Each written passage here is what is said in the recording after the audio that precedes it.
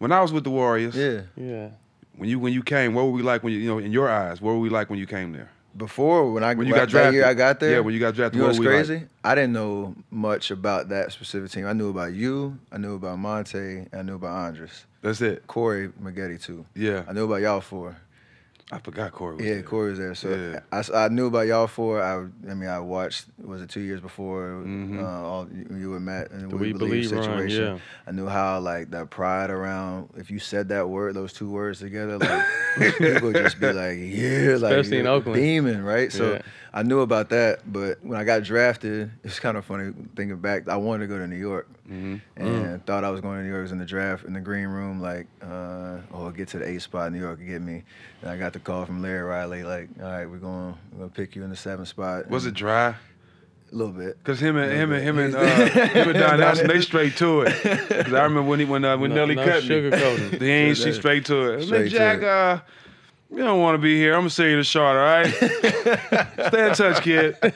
To the point. I just open my room. I'm half asleep. That's all I get. That's it. No, but I knew, like, it was coming off of like a restructure where We Believe was a lot, and then the guys were going elsewhere and playing. So, I mean, I knew we weren't gonna be that good, but I got to work my way into the starting lineup and all that. And as a rookie, it's kind of hard when you don't know what you don't know, but you just worried about just hooping and playing and being around guys. The one thing that made me most comfortable is our guy Anthony Morrow, who I grew up in Charlotte with him. And when I got drafted, and I knew he had played the previous year, was trying to make his way back onto the team. Like, that made me just hype. I know somebody I grew up with. I used to play with in high school. I followed his journey. Like, let me get close to him and enjoy this ride and learn, as I went through. But I was kind of upset cool. with you though, because why you couldn't pull me to the side and tell me this was gonna be the outcome? I was gonna say, because I heard Jack talk about why you couldn't put me like, OG, don't get traded. I got something in store. Just give me some time. You're gonna be seeing this a lot. They're gonna be making songs about me and all kind of shit. Just stay calm. Yeah. I wish you could have pulled me to the side. I heard bro. Jack tell that story because he's like, I left. He's like, I just didn't know Steph was gonna be Steph. So was Jack like an asshole back then? Because Jack was an asshole if he didn't really know you and fuck with Jack you. was an asshole, but when you with him, he rock with you. Oh, He he's with gonna you. rock with And you. There's no question. I think I had that. But he's still an asshole, but yeah.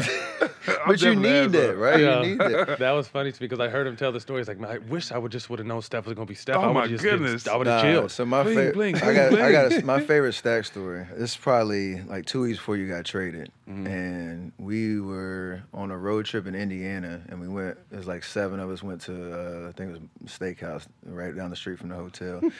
The day before, somebody had started like rumblings about like your trade rumors and this and that, and you were unhappy, and like people in the locker room were unhappy, and like media taking over doing what they do. And I remember sitting at the dinner table, and you called up this reporter and cussed him out so bad for writing some truthful article. And I'm sitting there like,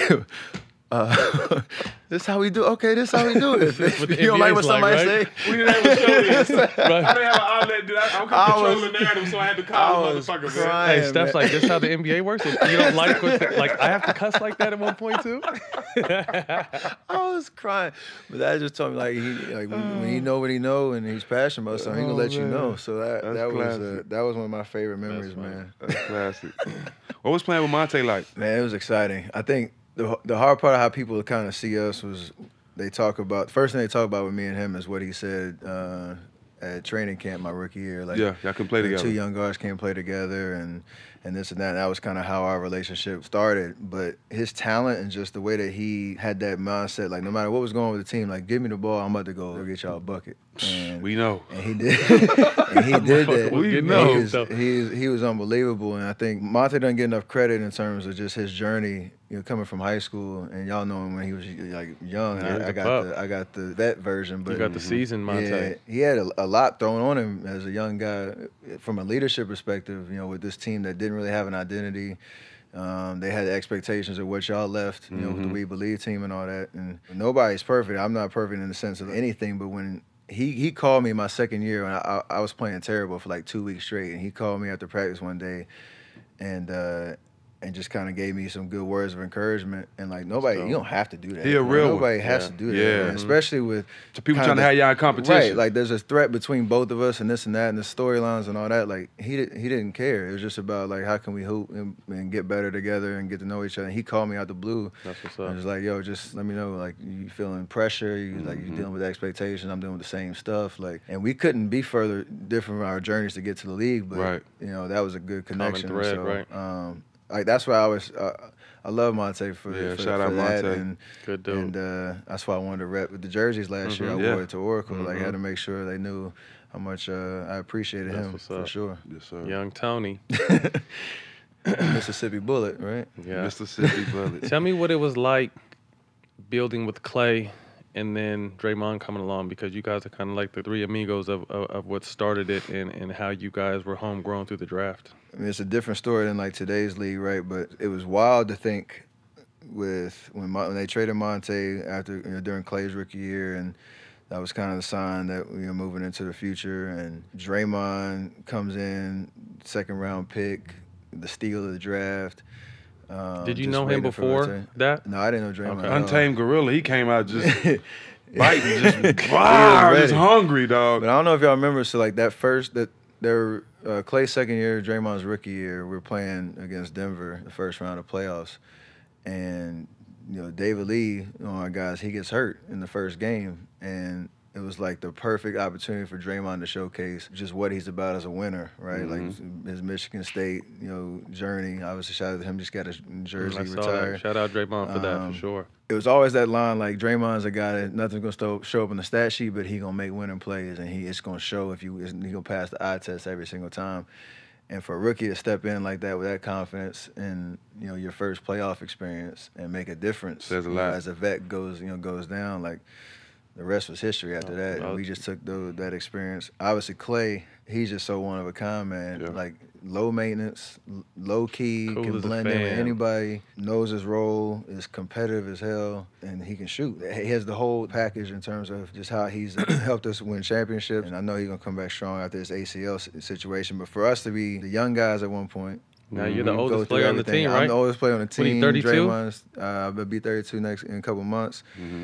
Draymond, Clay, we got hopefully a good 3-4 year window to go back at it together. Like it's crazy to think about for sure. That's dope. Are you and Clay the best shooting combo ever? I know you don't like For to sure. talk about it. Yeah, For I sure, love it. goddamn, you better say that. that Steph. shit I've did- been mad if you said something else. I'd wait until the show and like, bro, next time somebody asks you a question, you better, fuck yeah, we are. I love it. Yeah, I believe it. it. Everybody better believe it. For sure. Mark Jackson said that same year. Early. Actually. Yeah, early. He was Early. an early champion of it, but we still got more to accomplish. I got a lot to do, yeah. But definitely. But I've Yes. seen, playing, getting a chance to play with you guys in the 17 season, always competing against you. When I see you guys in practice and how hard you shoot in the workouts you go through, and you guys really don't miss. Like, you guys are real life shooters. I tell when I say, like, that shot was lucky Steph took. I was like, nah, Steph's practiced that shot every single day after practice. Like, tell me what that's, like you said, you mentioned it earlier, like people only see the finished three-point mad range process, but some of the workouts you and KD were doing, and then Clay was on his court doing his thing, like it was some of the most unbelievable shit I've ever seen. When you're around greatness like that, it just continues to motivate you and encourage you because you don't want to be the dude